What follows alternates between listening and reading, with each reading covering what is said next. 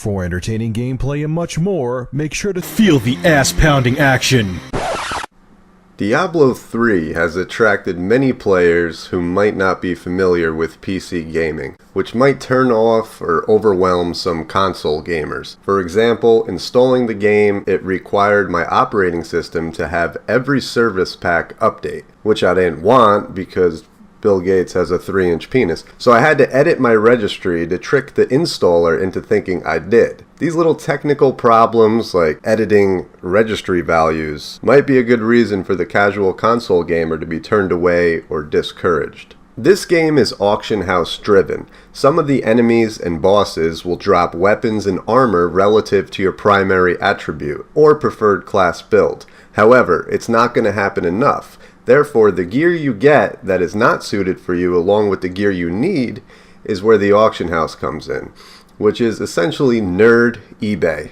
Basic economic principles apply to the in-game economy. Prices are set by the people, but ultimately determined by the marketplace. Translation: it's only worth what someone is willing to pay for it. If you put an item up for 500,000 gold, the auction will expire because the price is too high. So subsequently, if an auction lasts 36 hours and you reduce the price by 10,000 each time it expired without sale, it would take you 748.5 days before you fucking realize it's worth 20,000. So if you started that process June 1st, 2012 at 1 p.m. June 17th, 2014 around 1 a.m., if my math is correct, is when you will find that out. Or you can price shit reasonably to begin with. Your choice. Now, let's get into it. I will go over the basics of searching for an item, selling an item, your auctions, and what to do when completed. For those with attention deficit disorder whose eyes have already glazed over, I will include a picture for you to masturbate to while I finish this tutorial. Continuing. Search has 4 available subcategories. Equipment is going to be the main interest here, and rare weapons and armor are going to be the main focus. Put in the desired search options for your character, and the key to this is,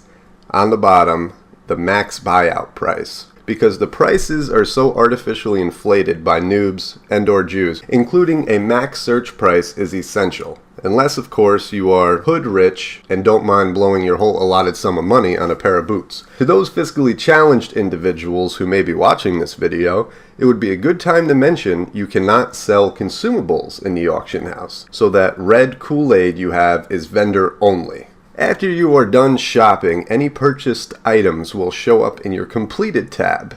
You will have to click on them to send them to your stash. This goes for any items sold or unsold as well. Selling items. Quick note. Make sure you repair any gear you want to sell at a vendor prior to selling. You cannot sell broken shit. This is not a pawn shop. To sell, simply click on the item and set starting price and a buyout price. The buyout price is optional, but you are a faggot if you don't put one in. People want shit now, not tomorrow. Also, keep in mind, if you are shopping and you want to bid on something, that money will be taken out of your current gold balance until you win or lose the item you are bidding on. If you are outbid on an item, you still have to go to the completed tab and send the gold you used to place your bid back to your stash. Finally, you can track the time left and bids on the shit you're selling under the auctions tab. I recommend searching for new gear incrementally every few levels or so. And this concludes Diablo for Dummies, Auction House Edition. Thank you.